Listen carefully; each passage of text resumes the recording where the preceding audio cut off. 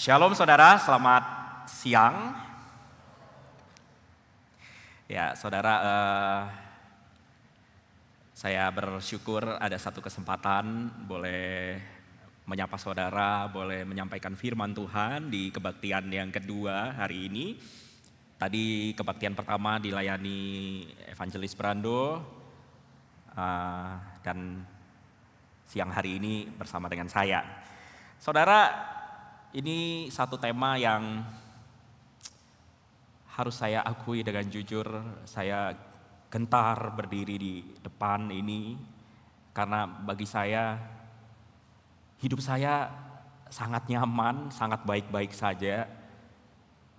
Saya merasa kalau melihat senior-senior hamba-hamba Tuhan atau bahkan jemaat Tuhan yang begitu bergumul di dalam kehidupannya, saya merasa apa yang saya alami itu tidak sebanding. Apa yang saya alami itu biasa-biasa saja. Tapi saudara, biarlah hari ini firman Tuhan yang berbicara kepada setiap kita. Nah, saudara, saya ingin membuka khotbah perenungan firman Tuhan hari ini. Perkenankan saya bertanya saudara, adakah di antara saudara yang berulang tahun hari ini? Atau seminggu ke belakang, 1 minggu ke belakang, adakah saudara yang berulang tahun dan kiranya saudara berkenan mengangkat tangan? Yang hari ini adakah? Jangan malu-malu saudara, jangan keraskan hatimu. Adakah yang hari ini ulang tahun? Nanti akan dikasih hadiah loh, gak ada yang mau hadiah. Ada yang ulang tahun hari ini? Aduh, sorry saya gak kelihatan. Oh, ada hari ini. Oh, sudah seminggu ke belakang. Oke, sudah lewat ya. Oke, gak apa-apa. Perkenankan saya mengucapkan selamat ulang tahun, selamat berbahagia. Nah, kebetulan kenapa triggernya ulang tahun. Hari ini kebetulan mama saya juga ulang tahun, jadi saya keinget, oh mama saya ulang tahun. Saya mau menyapa saudara yang berulang tahun juga. Dan malam ini saya terbang ke Bali, saya mau berjumpa dengan mama saya, sudah setahun saya tidak ketemu sama mama gitu ya. Saya mengucapkan selamat hari ulang tahun untuk saudara, saya nggak kelihatan siapa itu di belakang, mungkin sudah terlambat, sudah seminggu ke belakang, atau ada yang seminggu ke depan? Ada yang seminggu ke depan berulang tahun? Nggak ada yang mau ngaku, ini nggak ada yang mau hadiah, padahal udah disediakan hadiah nih. Nggak bercanda saudara ya, nggak tahu ada hadiahnya nggak? Mungkin nanti ada si keanggotaan mau menyediakan souvenir buat saudara yang berulang tahun. Saudara, apa yang membuat saudara bahagia ketika saudara itu ulang tahun, ketika saudara merayakan hari lahir saudara? Apa yang membuat saudara berbahagia? Apakah itu perhatian dari orang-orang terdekat, ucapan selamat, atau saudara bersyukur kalau melihat kembali berkat-berkat Tuhan, menghitung berkatnya, ada banyak sekali dan tidak terhitung? Atau apakah yang membuat saudara bahagia itu ada acara makan-makan bareng gitu ya, kita undang ya pesta kecil bersama dengan orang-orang terdekat, orang-orang terkasih, kita kumpul bersama keluarga. Apakah itu yang membuat saudara bahagia saat merayakan ulang tahun? Tapi saudara, bagaimana kalau saya mengatakan kepada saudara, semakin bertambah umur saudara, artinya semakin sedikit waktu kita hidup di dunia ini. Bukankah demikian ya? Kesempatan kita tidak banyak lagi. Tahun demi tahun bertambah, artinya lebih pendek begitu ya. Dan mungkin itu artinya saudara akan lebih mungkin mengalami penurunan fungsi tubuh gitu ya. Kekuatan berkurang, kemampuan saudara menikmati sesuatu itu juga mulai hilang karena degradasi gitu ya. Tubuh kita mulai melemah saudara.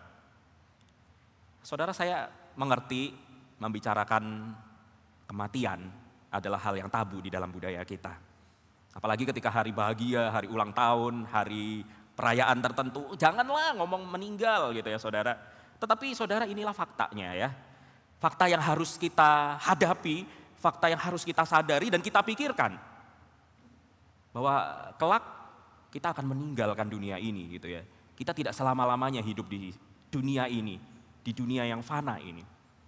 Bahkan hari ini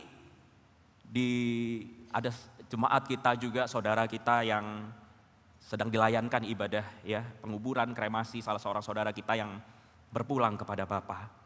Bapak Ibu Saudara, kematian bagi orang percaya bukanlah suatu kutukan. Kematian adalah awal baru menuju kehidupan kekal. Nah saudara, apakah kebahagiaan atau sukacita saudara berkurang setelah saya mengatakan waktu saudara semakin sedikit? Waktu kita semua tidak bertambah banyak, tidak bertambah panjang. Justru semakin usia kita bertambah, semakin kesempatan itu berkurang saudara.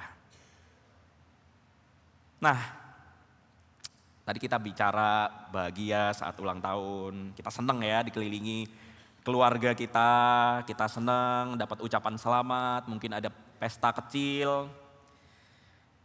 Tetapi saudara, bagaimana jika saya mengatakan bahwa Alkitab kita justru memerintahkan kita bersukacita bukan karena ada perayaan yang besar, tetapi juga di dalam penderitaan. Apakah mungkin kita itu mengalami sukacita di dalam keadaan yang sulit? Nah, ini terdengar seperti sesuatu yang bertentangan dengan akal sehat kita, sesuatu yang bertentangan dengan logika kita. Mana mungkin saya bisa bersukacita di tengah-tengah kesulitan, di tengah-tengah penderitaan? Tetapi saudara, inilah yang diajarkan apa yang tadi kita sudah bacakan di responsoria Yakobus 1 ayat 2 sampai 4. Mari saudara kita melihat bagaimana firman Tuhan menantang cara berpikir kita tentang apa itu kebahagiaan yang sejati. Mari kita sama-sama buka Yakobus pasal yang pertama. Kita sekali lagi membacanya ya. Yakobus pasal pertama ayat 2 sampai 4. Saya akan membacakan bagi saudara, saudara boleh memperhatikan. Di dalam perikop yang judulnya Iman dan Hikmat, Yakobus 1 ayat 2 sampai dengan yang 4. Saudara-saudaraku, anggaplah sebagai kebahagiaan apabila kamu jatuh ke dalam berbagai pencobaan. Sebab kamu tahu bahwa ujian terhadap imanmu itu menghasilkan ketekunan. Biarkanlah ketekunan itu memperoleh buah yang matang, supaya kamu menjadi sempurna dan utuh, serta tidak kekurangan apapun.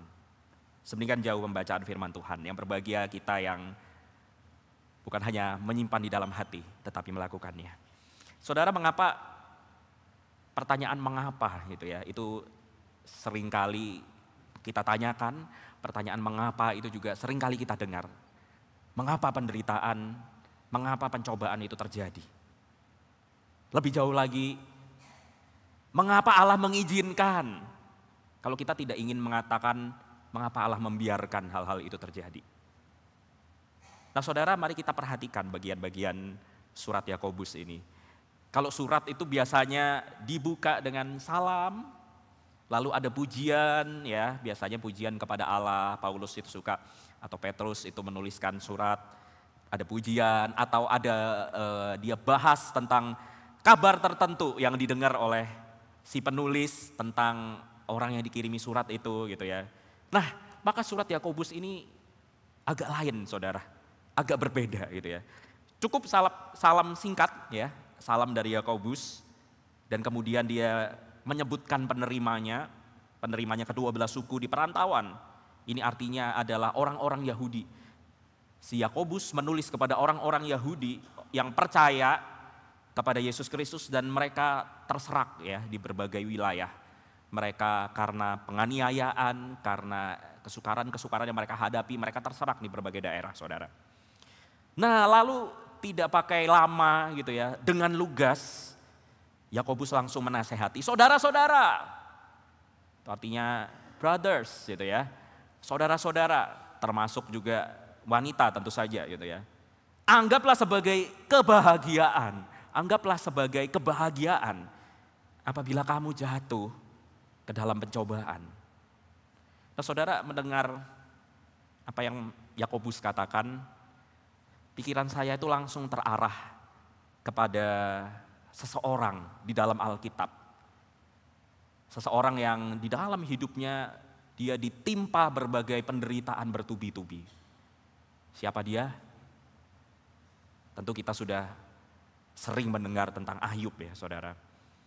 Dan ketika membaca Yakobus ini kemudian saya mencoba membayangkan situasi Ayub. Kok rasa-rasanya seperti Yakobus itu seperti seorang yang kurang berempati begitu ya. Atau kurang peduli dengan rasa sakit, penderitaan yang dihadapi oleh orang lain gitu. Mungkin dia seperti kalau ada Ayub itu ada 3 orang atau 4 orang sahabat begitu ya yang menghibur. Tetapi Elifas itu mengatakan, berbahagialah orang yang ditegur Allah. Jangan engkau menolak didikan yang maha kuasa. Memang saudara, Elifas datang menuduh Ayub gitu ya. Sepertinya kamu sudah berdosa terhadap Tuhan gitu. Nah ini berbeda memang dengan apa yang dinasehatkan oleh Yakobus. Tetapi saudara saya membayangkan bagaimana mungkin gitu ya. Bagaimana mungkin kalau ini di dalam kehidupan sehari-hari. Bagaimana mungkin saya itu mengatakan berbahagia atau bersukacitalah ketika ada seseorang sedang terpuruk. Sedang menanggung kerugian karena ditipu sama rekan bisnis. Apakah saya bisa mengatakan bro berbahagialah gitu ya, bersukacitalah? Enggak mungkin gitu saudara. Bagaimana mungkin mengatakan berbahagialah kepada seorang istri yang kehilangan suami terkasihnya? Bagaimana mungkin saudara? Bagaimana mungkin mengatakan Bu, Pak tetap bahagia ya, tetap bersukacita ya. Ketika kita itu memberikan semangat kepada seorang ibu atau seorang bapak yang tiap minggu saudara harus menghadapi cuci darah. Saya kira gak tega saudara. Walaupun kita tahu Alkitab suruh kita tetaplah berbahagia, tetaplah bersukacita. Mungkin malah seringkali kita habis kata-kata untuk menghibur saudara kita. Atau mungkin untuk memberikan semangat karena kita tahu betapa sakit rasanya. Saudara, kata-kata Yakobus yang tampaknya dingin sebenarnya dipenuhi dengan kebenaran Injil yang hangat. Kebenaran Injil yang penuh harapan. Mungkin saudara bertanya, kenapa ya Tuhan izinkan saya ditipu? Kenapa Tuhan saya gagal lagi, saya coba tetapi sulit sekali untuk bangkit. Kenapa Tuhan izinkan kanker menggerogoti tubuh saya? Kenapa Tuhan ambil orang terkasih di saat saya masih dan sangat membutuhkan dia? Dan masih banyak lagi saudara pertanyaan-pertanyaan mengapa dan kenapa yang gak pernah ada jawabannya saudara. Saya tidak punya jawaban untuk pertanyaan mengapa saudara. Yang saya tahu di dalam ketetapan Tuhan, Dia mengizinkan dan Allah bertanggung jawab atas pencobaan dan penderitaan saudara. Saudara, uraian firman Tuhan hari ini mengajak kita mempercayai Dia.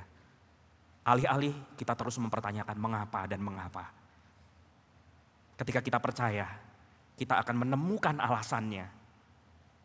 Jika bukan sekarang, di dalam kehidupan ini, kita akan tahu kelak ketika kita berjumpa dengan Yesus di sorga.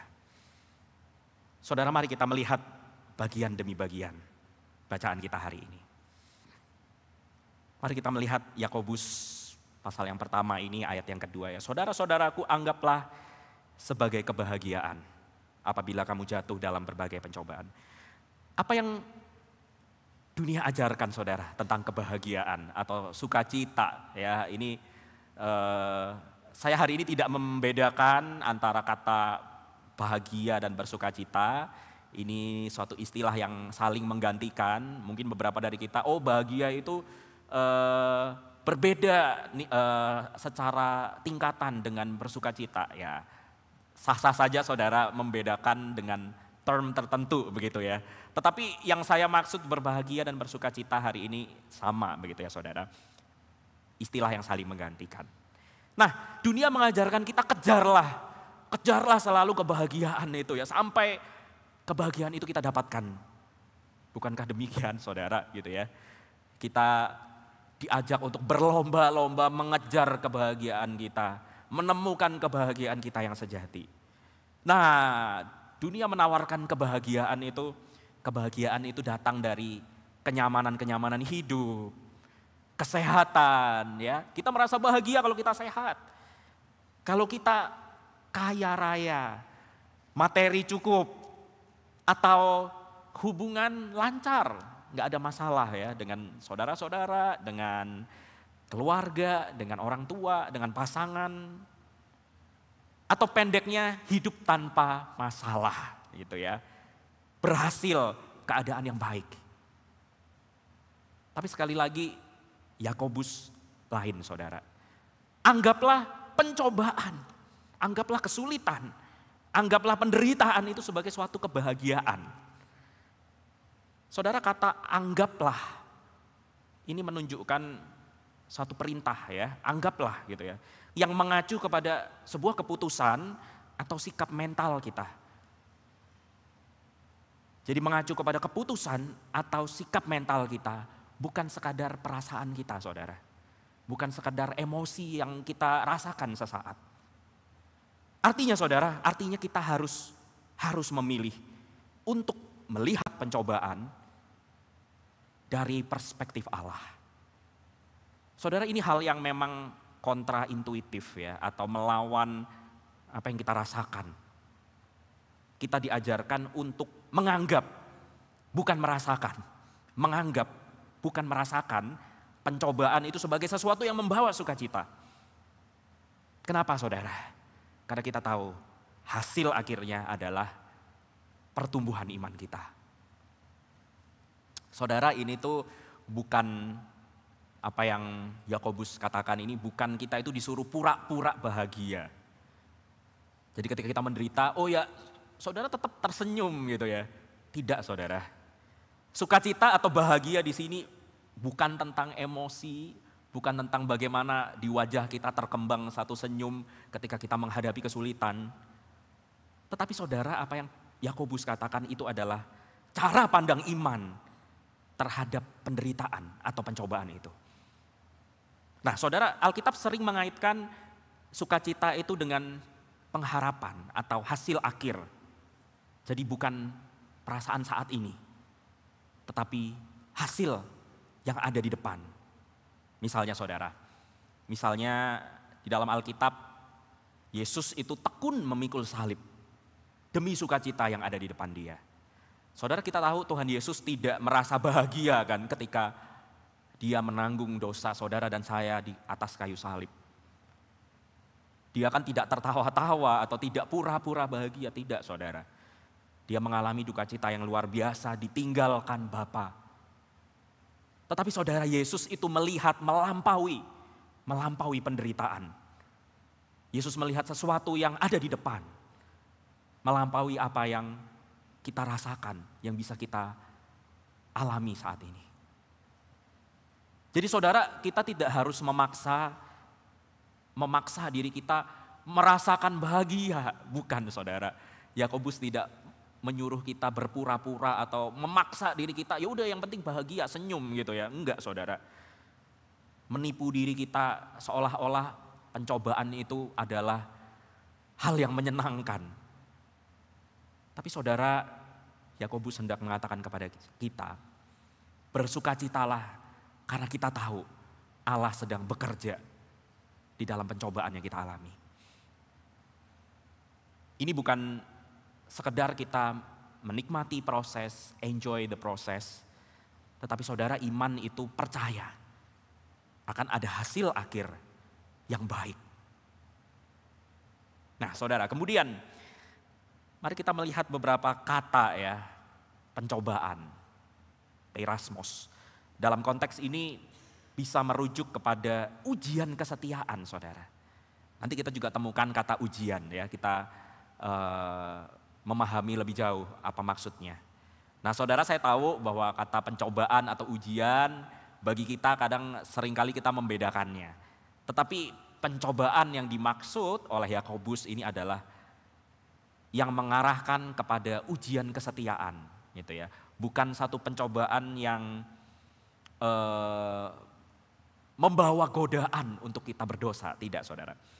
Jadi ini adalah ujian kesetiaan, bukan sekedar suatu penderitaan yang pasif yang udah kita terima saja, tidak saudara. Misalnya kita melihat di dalam Alkitab kita Abraham itu diuji ketika dia mempersembahkan Ishak.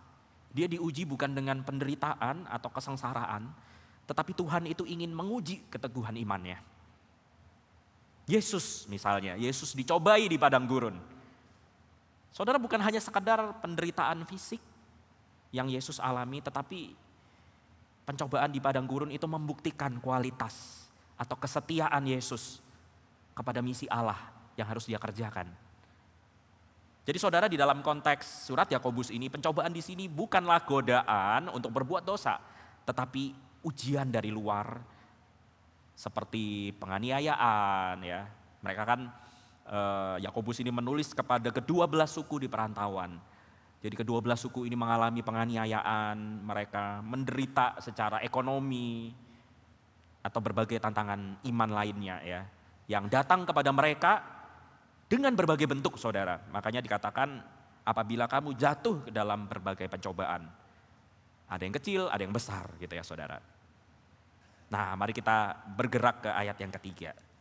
Kata ujian, sebab kamu tahu bahwa ujian terhadap imanmu, ujian itu berarti sesuatu yang diuji untuk membuktikan keaslian saudara. Nah, kita bisa meminjam satu analogi emas yang dimurnikan di dalam api gitu ya. Untuk mendapatkan emas yang murni perlu dibakar dengan suhu yang tinggi sehingga menghasilkan emas dengan kadar kemurnian yang tinggi. Saudara, iman yang sejati tidak dihancurkan oleh ujian, tetapi justru dikonfirmasi, justru diperkuat oleh ujian ini. Karena melalui ujian ini iman kita nyata, iman yang sejati, iman yang murni. Nah, di dalam ujian itu maka menghasilkan ketekunan saudara, hupomone di dalam kata bahasa Yunani gitu ya. Apa artinya ketekunan? Ketekunan di sini adalah daya tahan atau kemampuan untuk tetap teguh meskipun di bawah tekanan. Ini yang dimaksud oleh Yakobus. Jadi ini bukan hanya sekadar satu kesabaran tingkat tinggi gitu ya, kita mampu menahan berbagai-bagai penderitaan, tetapi sikap yang aktif saudara, tetap setia meskipun kita mengalami berbagai-bagai kesulitan.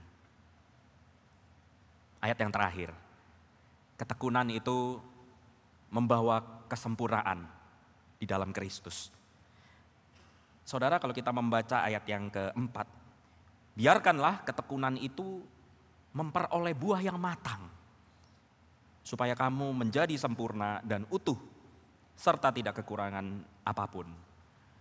Jadi Yakobus meminjam satu analogi buah yang matang gitu ya. Buah yang matang itu perlu waktu saudara. Nah, mari kita melihat kata sempurna ya. Biarkanlah ketekunan itu memperoleh buah yang matang supaya kamu menjadi sempurna, teleios. Ini bukan berarti sempurna itu tanpa cacat. Sempurna yang dimaksud Yakobus bukanlah kehidupan yang tanpa dosa saudara, tetapi matang atau dewasa secara rohani. Ini yang dimaksud oleh Yakobus. Supaya kamu menjadi sempurna dan menjadi utuh saudara. Utuh itu berarti tidak kekurangan gitu ya, dan dijelaskan gitu ya, serta tidak kekurangan apapun. Itu artinya utuh saudara. Nah saudara, ketekunan itu kembali saya ulang, bukan hanya sekedar kita mampu bertahan di tengah-tengah pencobaan, tetapi ketekunan itu bagaimana kehidupan kita, bagaimana karakter kita diubahkan sedikit demi sedikit menjadi lebih serupa dengan Kristus saudara. Saudara, orang yang dewasa rohani itu tidak mudah goyah. Orang yang dewasa rohani itu tidak diombang-ambingkan seperti gelombang laut begitu ya. Kalau kita meneruskan pembacaan Yakobus di pasal yang pertama ini, diombang-ambingkan seperti gelombang laut karena ragu-ragu gitu ya. Yakobus itu memakai analogi seperti ini. Tetapi orang yang dewasa rohani itu teguh berpegang kepada janji Tuhan. Saudara, orang yang dewasa rohani itu melihat penderitaan, dia melihat kesulitan, dia melihat pencobaan sebagai alat Tuhan untuk membentuk karakter kita. Kita tahu kita punya karakter yang terus-menerus harus dibentuk dan kita menyerahkan pembentukan di dalam tangan Tuhan. Tuhan pakai pencobaan-pencobaan, Tuhan pakai kesulitan-kesulitan. Dan kelak harapannya adalah kita memiliki karakter-karakter yang mencerminkan Kristus, saudara-saudara. Yang terakhir saudara, orang yang dewasa rohani itu tidak hidup dari apa kata dunia atau hal-hal duniawi yang sementara ini. Tetapi hidup kita bergantung kepada Tuhan. Hidup yang setiap hari semakin serupa dengan Kristus, semakin bergantung kepada Tuhan. Jadi saudara, kalau saya mau merangkum apa yang Yakobus katakan, pencobaan itu berupa ujian terhadap iman kita. Dan saudara, ujian iman itu akhirnya menghasilkan sebuah ketekunan. Ketekunan yang dimana di dalamnya kita tetap setia. Ketekunan dimana di dalamnya kita mau memberikan diri, dikikis, dipangkas, diperbaiki. Dan di dalam ketekunan itu menghasilkan kedewasaan rohani kita. Nah saudara-saudara, sebagai orang yang dewasa secara rohani, kita yang mau bertumbuh, kita yang mengejar satu perubahan hidup. Daripada kita bertanya, mengapa Tuhan? Seharusnya kita bertanya, apa yang Tuhan mau saya pelajari? Atau apa yang Tuhan mau supaya saya bertumbuh di dalam kesulitan yang saya hadapi? Mari saudara, mari kita mengubah cara pandang kita. Bukan perasaan kita tentang penderitaan dan kesulitan. Mari kita mengubah bagaimana kita memandang apa yang terjadi, permasalahan-permasalahan di hadapan kita. Saudara, bagaimana kita tetap bertekun di dalam iman? Apa yang kita bisa lakukan? Kita perlu adanya suatu kehidupan doa.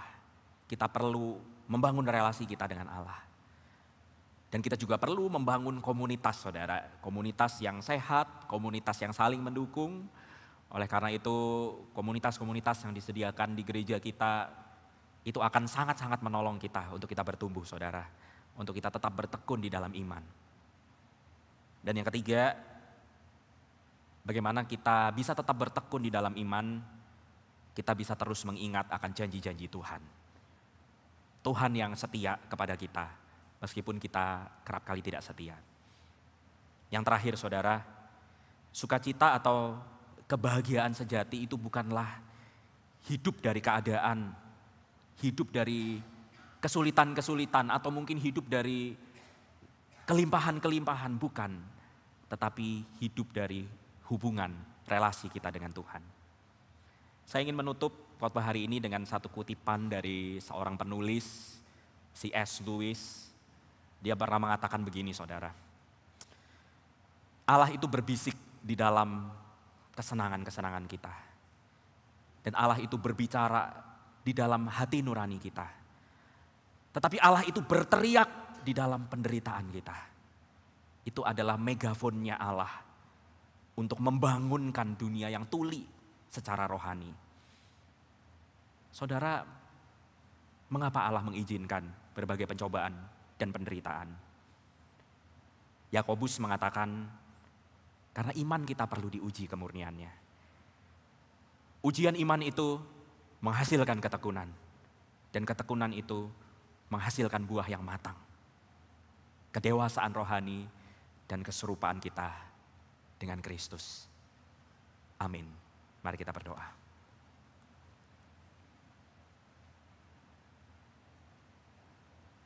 Tuhan, terima kasih Engkau mengajar kami hari ini.